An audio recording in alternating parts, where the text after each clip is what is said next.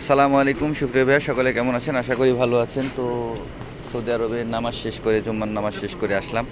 তো দেখতে পাচ্ছেন আমার মামারা কি পোজ নিচ্ছে, ছবি তুলতেছে, ফটোশ্যুটের কাজ চলতেছে নামাজ শেষে।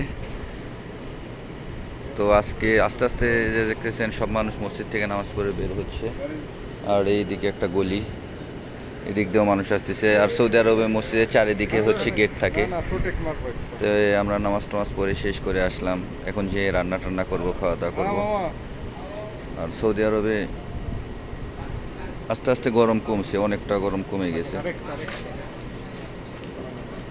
কেমন তোমার পোজ নেওয়া হলো না এখনো?